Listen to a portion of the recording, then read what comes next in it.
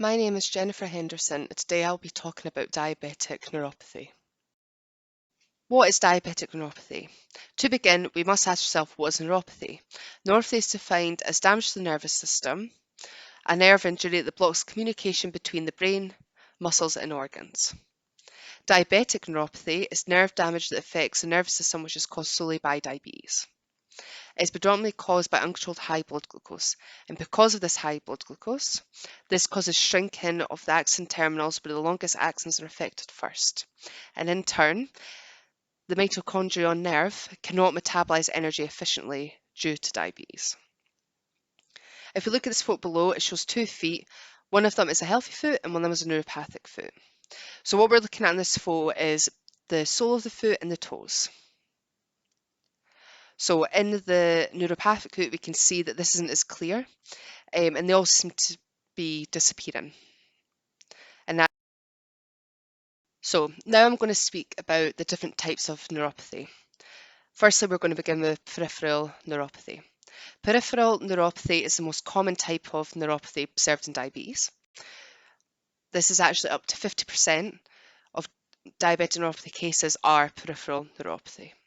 It's usually symmetric and affects mainly the hands and the feet. Unfortunately, it can lead to more serious conditions, as at the beginning of the loss of sensory function. So what are the symptoms we look for?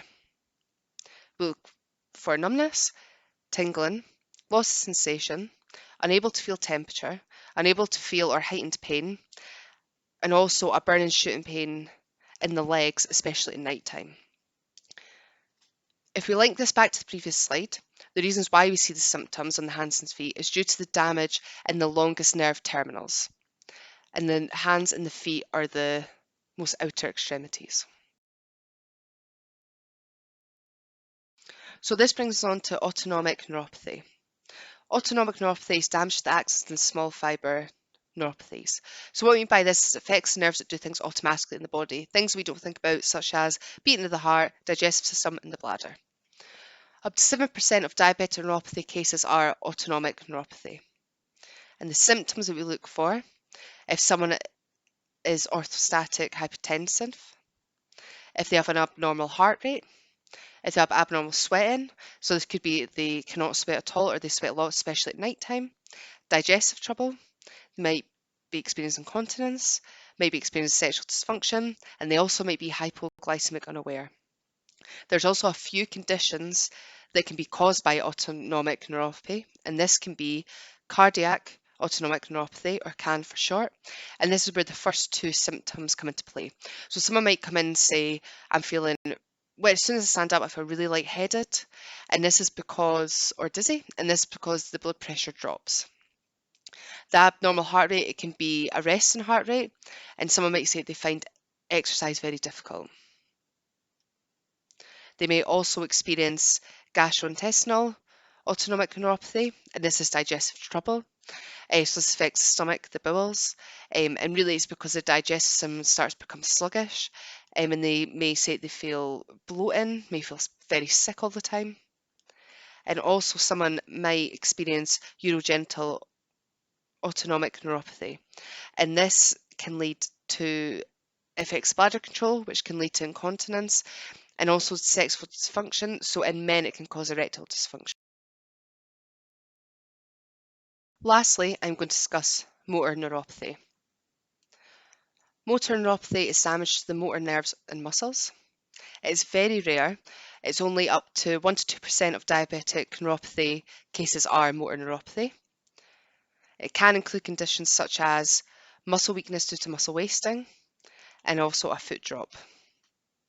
So the symptoms that we would expect are twitching, cramping, abnormal reflexes, and muscle weakness. Main thing is someone may come in and say that they may be struggling to walk, or they may struggle to stand up from sitting position. So what are the risks of diabetic neuropathy? So firstly, someone can get a diabetic foot ulcer. This is usually caused by a cut or a blister that is slow to heal due to restricted blood vessels in the feet. And this is because of bad circulation, which is caused by high blood glucose.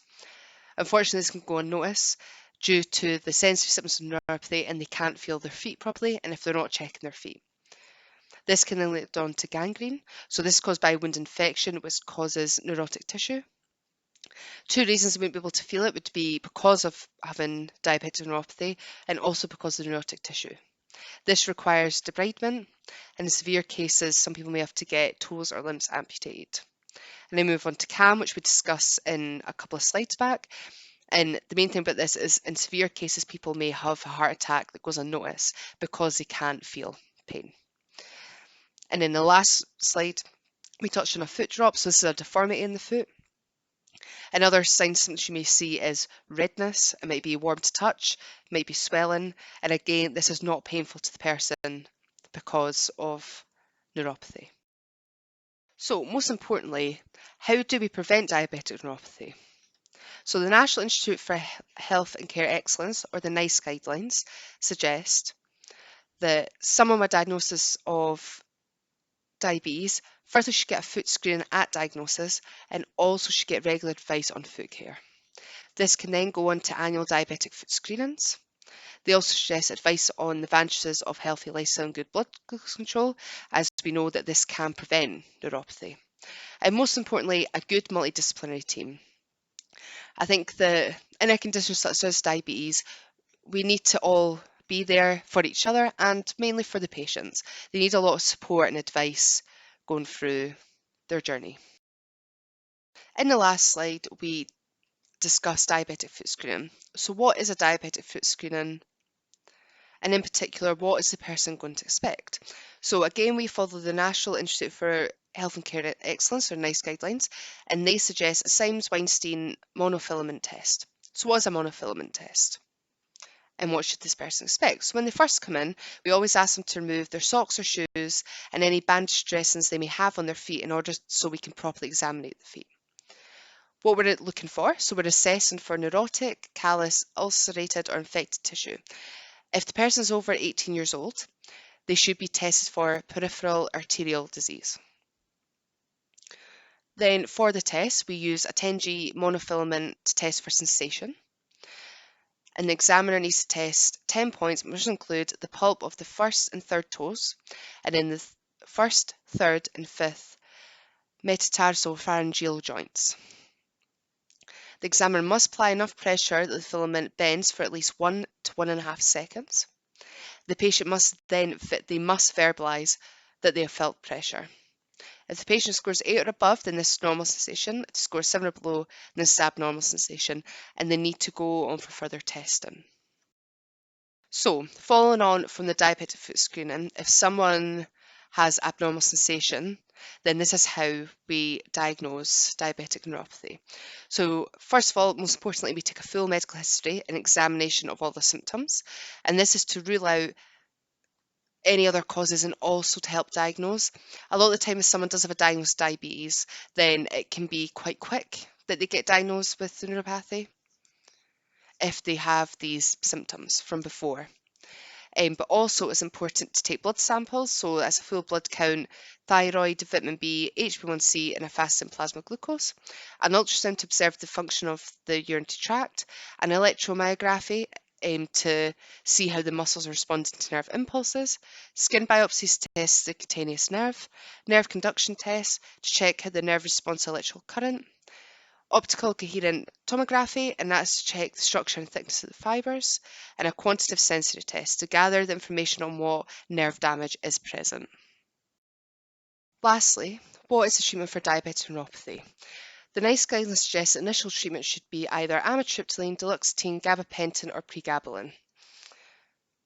If someone cannot tolerate oral treatment, or if their pain is more localised, then they may try capsaicin cream. As with any medication, regular follow-up is so important to make sure that they're tolerating the medication and also to make sure their symptoms aren't getting any worse. And as well as that, healthy lifestyle modification support and advice is key because that is how we prevent diabetic neuropathy. That is the end of the presentation. I just want to thank you for watching and I hope that it was informative.